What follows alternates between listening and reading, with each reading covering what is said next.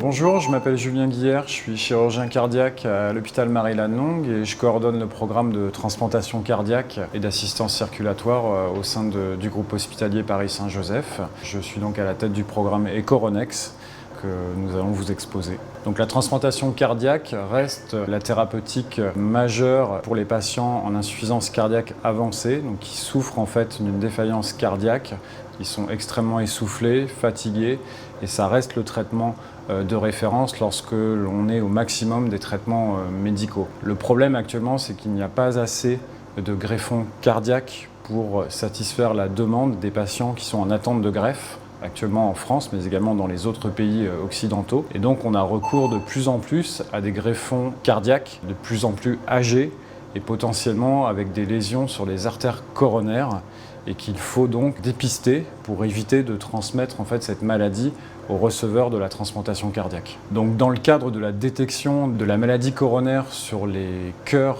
des patients qu'on va prélever pour la transplantation, soit la maladie a été détectée sur le donneur par un examen qu'on appelle une coronarographie, qui est un examen qui est pratiqué en pratique courante en cardiologie pour faire le diagnostic de la maladie coronaire, pour dépister et pour diagnostiquer un infarctus par exemple.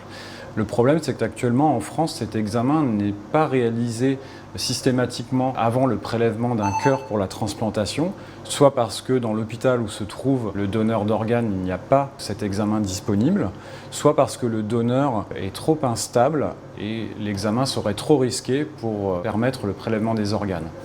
Donc la solution que nous proposons, en fait, c'est de réaliser cet examen une fois que le cœur a été prélevé.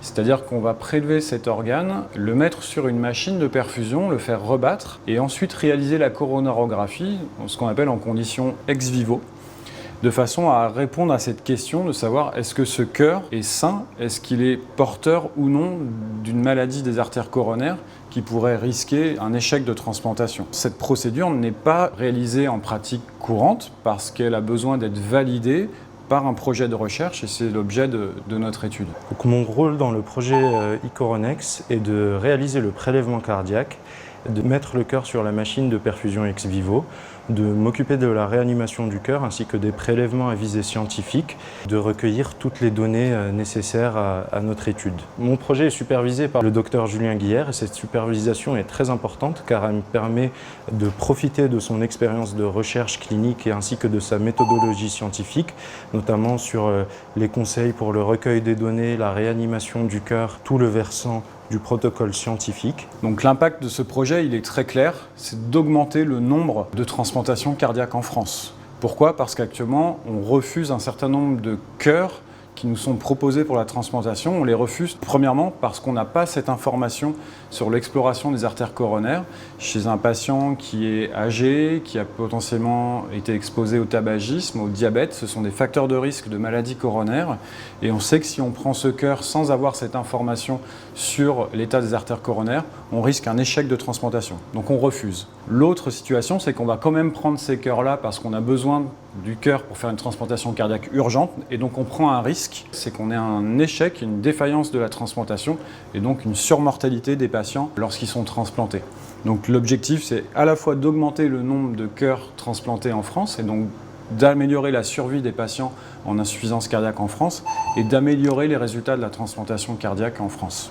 Les projets de recherche dans le domaine cardiovasculaire ont besoin de soutien. Il est extrêmement difficile d'obtenir des financements de la part de fondations, de sociétés savantes parce que les moyens sont de plus en plus limités. Or, les maladies restent graves. On a des pistes de recherche qui sont encore peu développées et comme dans le cadre de ce projet, on a besoin d'un soutien tel que la Fondation Cœur et Recherche nous le propose. Ce ne sont pas des projets qui peuvent être soutenus par les industriels, par le monde de l'industrie pharmaceutique par exemple, parce que pour eux, il n'y a pas d'enjeu commercial à courte durée. Et pour nous, en fait, l'intérêt de ces projets, c'est d'avoir une réponse très rapidement pour les patients dans notre pratique de soins courants.